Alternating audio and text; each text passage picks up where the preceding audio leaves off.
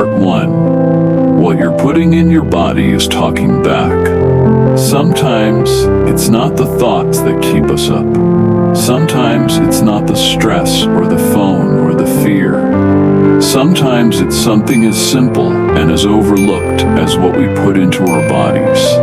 A drink, a bite, a sip of something warm, a glass of something cold. We tell ourselves it's comfort, it's routine, it helps us unwind. And yet, we lie awake wondering why we can't seem to settle. Why our heart won't slow down. Why our sleep feels light, broken, fragile. Let's start with the one we defend the most. Caffeine. Caffeine isn't evil. It's one of the most widely used substances in the world.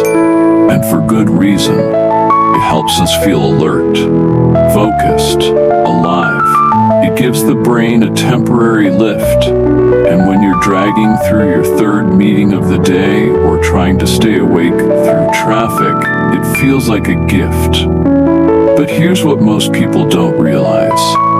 Caffeine doesn't give you energy.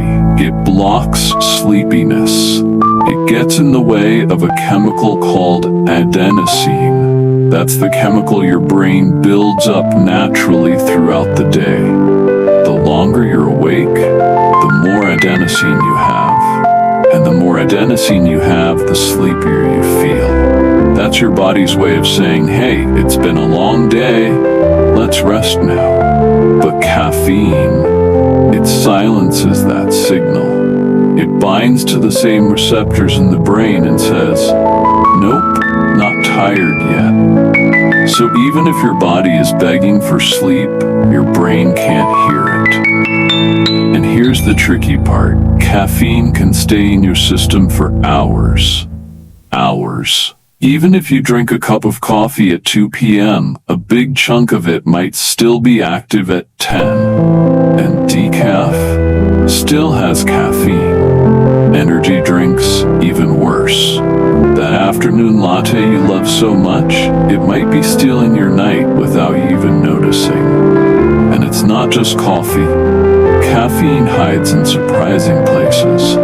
Black tea, green tea, chocolate, pre-workout drinks, some pain relievers, even natural supplements meant to boost mood or metabolism. So if your sleep has felt off lately and you've been reaching for that second or third coffee, maybe your body is trying to whisper, I'm tired, not broken, I just need time to rest.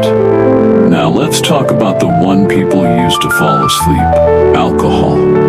It's easy to think of a glass of wine as a soft landing at the end of a long day. You drink. You feel looser, sleepier. Your body relaxes. It feels like alcohol helps you fall asleep. And sometimes it does. But here's the twist. It almost always disrupts your sleep later in the night. See, alcohol acts like a sedative at first. It slows brain activity, makes you drowsy, but as it's metabolized, it becomes a stimulant. It disrupts your REM cycles. It fragments your deep sleep.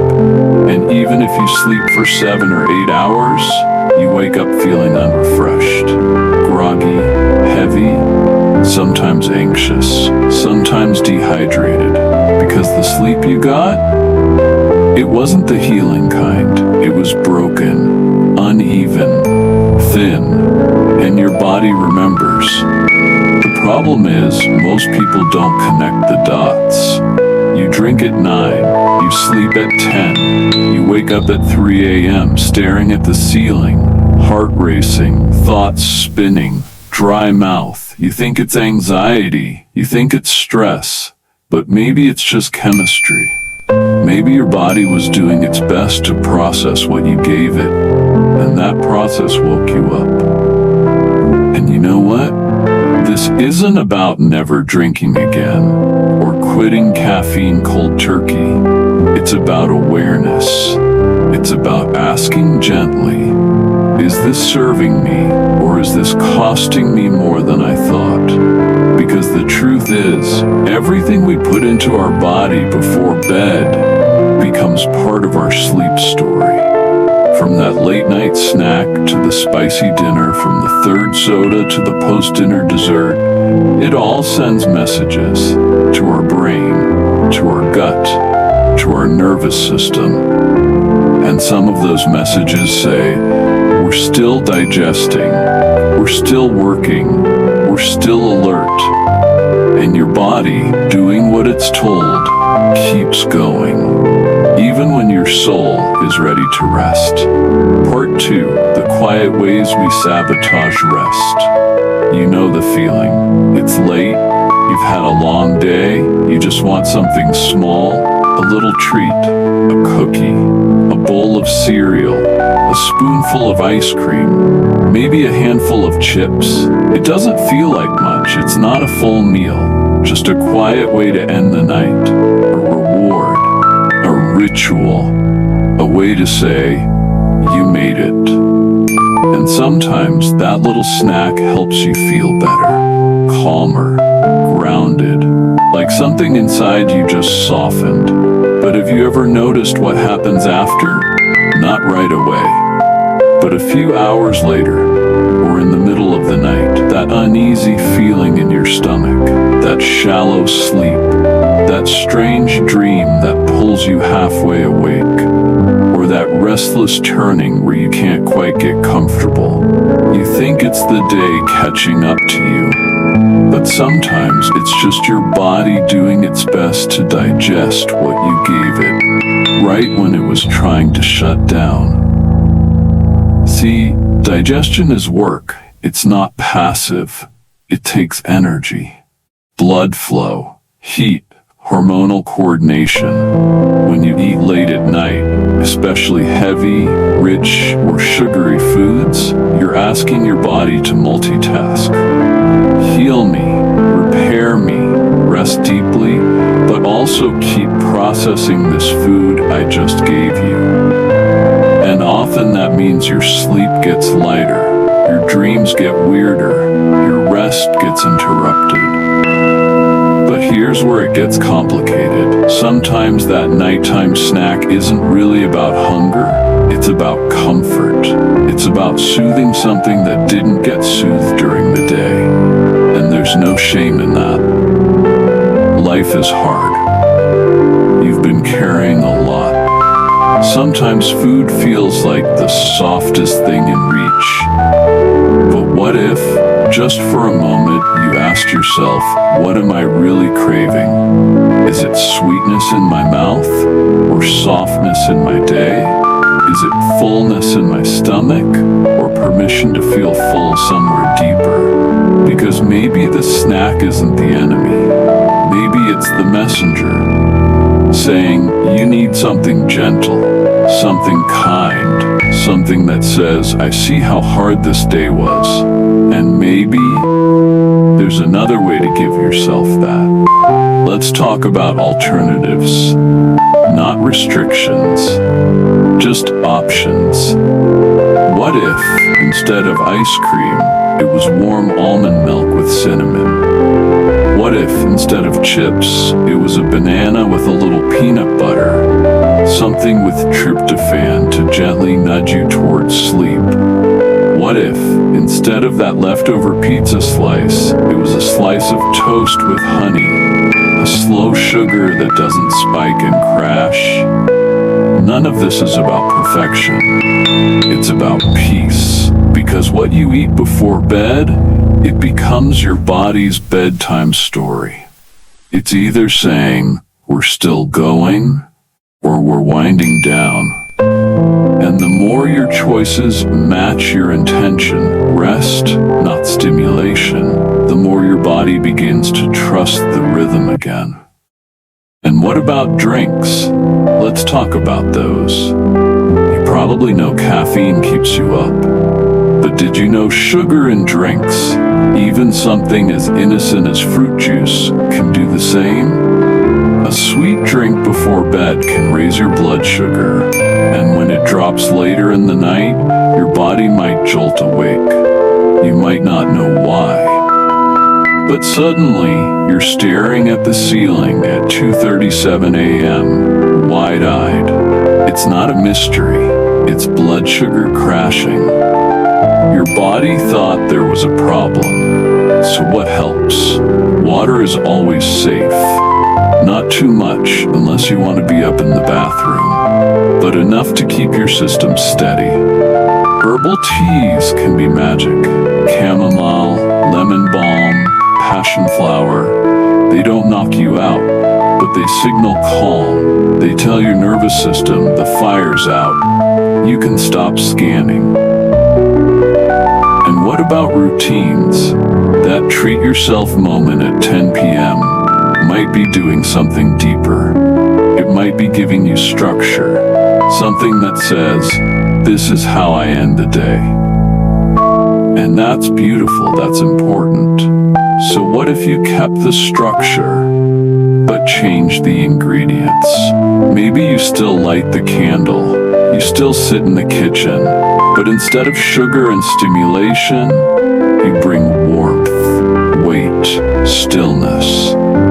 Sleep begins long before you close your eyes. It begins in the choices you make when the world goes quiet. And the more those choices say, I love you enough to let you rest, the more your body believes you. You don't need to give up everything you love. You just need to ask, what do I want more? A moment of comfort or a night of healing? Sometimes the answer is both. And when you choose well, they don't have to be separate. Part 3. Learning to listen again. There's a shift that happens. Not always quickly, not always loudly, but it happens. One day you stop asking, what's wrong with me? And you start asking, what is my body trying to tell me? That one question, soft, curious, patient, it changes everything. Because the things that disrupt your sleep, they're not always enemies. Sometimes they're messengers. The late coffee that makes your chest flutter, the glass of wine that leaves you wired at 3 a.m., the sugar that felt like comfort, then left your dreams restless. All of these are just signals, and your body isn't punishing you. It's communicating with you. And when you begin to listen, without guilt, without shame, without panic, you begin to heal. So maybe tonight is not about stopping everything cold. Maybe it's not about quitting caffeine forever or never sipping wine again. Maybe it's just about listening a little more closely. Paying attention to how you feel, not just when you wake up, but as the night unfolds. You eat something and you check in. How's my body responding? You drink something and you ask, does this bring me closer to sleep or pull me farther away? Not in fear, not in control, just in awareness. Because awareness leads to choice. And choice is where power lives. And maybe this awareness extends beyond food and drink. Maybe it becomes a new rhythm of kindness. You start to ask gentle questions like, what would support me right now? Or what would feel nourishing instead of numbing? Maybe you try new things, not because you should, but because you want to feel better. Maybe warm herbal tea becomes your new signal to wind down. Maybe journaling replaces the late night snack. Maybe you find that sleep comes more easily when your last moment of the day is intentional instead of automatic. And when you stumble, which you will, maybe you don't spiral. Maybe you don't say, I ruined it again. Maybe you just say, okay, I see what happened. I stayed up late. I drank the coffee. I scrolled. And now I'm tired. That makes sense. I'm human. I'll try again tomorrow. Because that's the heart of sleep recovery. Not perfection, not performance, just practice.